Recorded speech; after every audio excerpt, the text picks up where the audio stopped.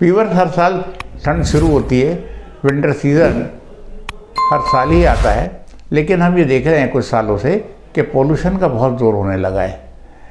ठंड शुरू होते ही हल्का हल्का पोल्यूटेड एयर नज़र आती है, जिसको कि हम धुंध बोलते हैं या जिसको कि हम स्मोक बोल देते हैं, ये नज़र आती है। इसके अंदर क्या होता है कि जो फैक्ट्रियां हैं आसपास लगी हुई और बड़े बड़े कारखाने हैं, उनकी चिमनियों से निकलने वाला जो धुआं है, ट्रैफिक का धुआं है, ये सब इसमें शामिल होता है। या जो फसलें काटी जाती हैं उनके बाकियात जो पड़े हुए होते हैं, जिसको हम पराली बोलते हैं, वो जला दी जाती हैं, उनका धुआं होता है। और कुछ ऐसे ईंधन के जो धुआं देते हैं, जैसे कि मिट्टी का तेल है, कोयला है, लकड़ियों का जलाना है और उपलों वगैरह का जलाना इस्तेमाल किया जाना है, इनसे भी धुआं निकलता है। और मुख्तलिफ मौक़ों पर आतिशबाजी का धड़ल्ले से छोड़ा जाना, ये भी हवा में जाकर पोल्यूशन पैदा करता है। और ये सब इनविजिबल पार्टिकल्स होते हैं जो हवा में फ्लोट कर रहे होते हैं। जब इस हवा में सांस लिया जाता है तो नाक के अंदर सबसे पहले तो जलन, नाक का बहना, छींके आना, नाक का बंद होना, ये चीज़ें पैदा होती है।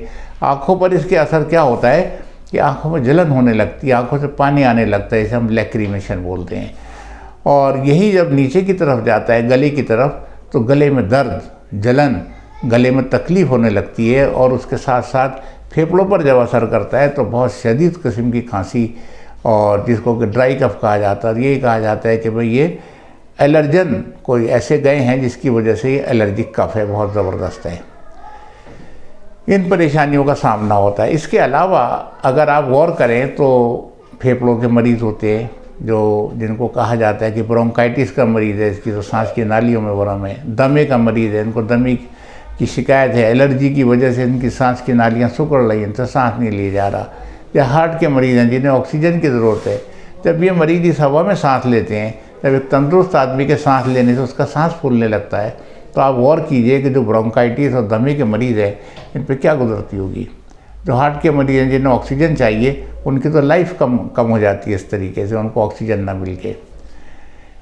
यही चीज़ जब बच्चों के साथ होती है, छोटे बच्चे, तो उनको, मासूम बच्चे होते हैं, खेलने की उम्र होती है, नासमझ होते हैं, वो जब इस पोल्यूटेड एयर में सांस लेते हैं तो उनको भी नज़ला, खांसी, चेस्ट में कंजेशन, ये सब चीज़ें पैदा हो जाती है। और अगर यही बढ़ जाए तो आस्थमेटिक अटैक उनको भी होने लगता है, या नमूनिया भी बन जाता है उनको।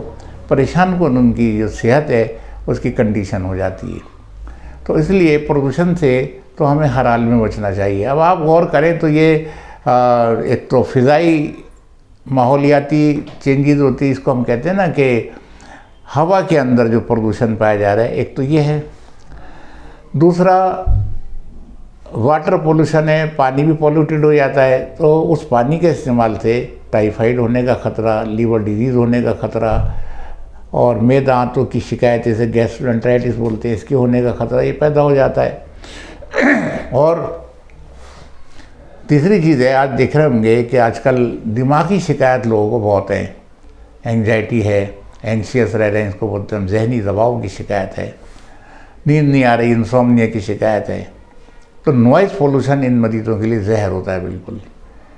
नॉइज़ पोल्यूशन मुख्तलिफ़ किस्म का होता है, जो कारखानों से भी निकल रहा है, मशीनरी के ऑपरेशन से, और जो कुछ गाने के स्पीकर्स वगैरह हैं उनकी आवाज़ भी आ रही है, ट्रैफिक के हॉर्न्स वगैरह की सब आवाज़ें मिलकर, और ट्रैफिक के चलने की आवाज़ें मिलके ये नॉइज़ पोल्यूशन बढ़ता है। नॉइज़ पोल्यूशन दिमागी मरीज़ों के लिए बहुत नुकसानदेह है, और उनको दिमाग को सुकून चाहिए।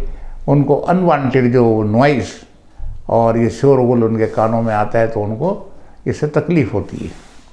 बहरहाल पोल्यूशन कोई सा भी हो, सेहत के लिए ख़तरनाक है, और इसके लिए बाकायदा हर सतह पर कोशिश की जाती है कि इससे छुटकारा लिया जाए, इसको कम किया जाए।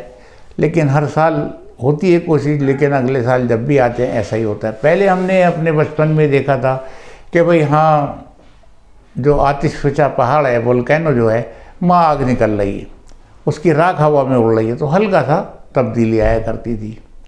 या कभी ये सुनने में आता जंगलों में आग लग गई, आग फैल गई, तो उसका जो धुआं हुआ करता था उसका असरात आया करते थे, हल्की सी तब्दीली आया करती थी। लेकिन अब तो ऐसा लगता है कि विजिबिलिटी ख़त्म हो जाती है, बहुत करीब का भी नज़र नहीं आता अगर आप शाम के टाइम देखें, और सुबह को देखें तो चादर आसमान पे छाई हुई होती है धुंध की। तो ये सब इसमें पार्टिकल्स जो होते हैं वो सब पॉइजनस होते हैं, टॉक्सिन्स होते हैं। हमें इस मौसम में, ऐसे हालात में सबसे पहले अपने ग़िज़ा का ध्यान रखना चाहिए। न्यूट्रिशनल डाइट हमको लेनी है कि जिसके अंदर घी वगैरह भी हो, गुड़ वगैरह भी हो, ऐसी चीज़ हो। देखिए गुड़ जो है, इसको कहा गया कि ये बॉडी को डिटॉक्सीफाई करता है, इसमें आयरन भी है और ग़िज़ाइयत भी है, इसका इस्तेमाल कीजिए। पहले के लोग रात को हल्दी और दूध, अब भी करते हैं, हल्दी वाला दूध रात को पी के सोते हैं। तो इसके पीने से आपको ये फ़ायदा होगा कि ये एंटीऑक्सीडेंट भी है और इम्यून पावर को भी बढ़ाता है। अगर आपके गले में कोई तकलीफ़ है तो आप छोटी सी चुटकी ज़रा से गर्म पानी में डाल के गरारे करके लेट सकते हैं, आपके गले को सुकून मिलेगा। और चाय बना रहे हैं, चाय के अंदर थोड़ी सी सिन्नामन, जिसे दालचीनी बोलते हैं, वो डाल ली जाती है। कभी चाय के अंदर छोटा सा पीस जिंजर का क्रश करके डाल लिया जाता है, अदरक जिसे बोलते हैं, वो भी फ़ायदा देती है। ये घरेलू चीज़ें हैं जो प्रैक्टिस में रहनी चाहिए। घर से बाहर निकलने को हम मना नहीं कर रहे, लेकिन आप एहतियात रखिए। जो टाइम है, पॉल्यूटेड टाइम है शाम का या सुबह का, उस टाइम घर पे आराम कीजिए, मत निकलिए। और जब निकलें तो मास्क का इस्तेमाल कीजिए, बच्चों पर भी मास्क लगाइए, मास्क के बगैर ना जाइए, और जो भी काम है जल्दी करके और घर में आके आराम कीजिए इस पीरियड के अंदर। इस पीरियड में घर में आराम करना बेहतर है, इससे बचना बेहतर है। ग़िज़ा का ध्यान रखिए। सब्जियां भी अब बहुत अच्छी आने लगी, जैसे बीटा कैरोटीन है। बीटा कैरोटीन एक बहुत मशहूर चीज़ है, एंटीऑक्सीडेंट, और इसको अगर आप देखें तो गाजर है, साग वगैरह, गाजर जो कैरोट जो होती है, इसी से कैरोटीन बनाए, तो और साग वगैरह है, इनका इस्तेमाल कीजिए। और अपने घर वालों का आप ध्यान रखिए, सेहत का ध्यान रखिए, और ये सोचिए कि हम इस पॉल्यूशन पर कैसे काबू पा सकते हैं, इसको हम कैसे कम कर सकते हैं। अगर हमने इस पर काबू नहीं पाया तो कुछ सालों के अंदर ये हम रहने के लायक नहीं रहेगा, हमारा इलाका, हमारा एरिया, हम रह नहीं पाएंगे इसके अंदर। लिहाजा ये बहुत ज़बरदस्त समस्या है, इस पर गौर कीजिए, और इससे छुटकारा हासिल करने के जो भी सुझाव हैं उन पर भी गौर कीजिए। वीडियो को लाइक कीजिए, चैनल को सब्सक्राइब कीजिए, और अपने व्यूज़ लिखिए। मेरे से कोई बात करनी हो, कोई मालूमात करनी हो, आप दिए हुए नंबर पर मालूमात कर सकते हैं। Thank you very much.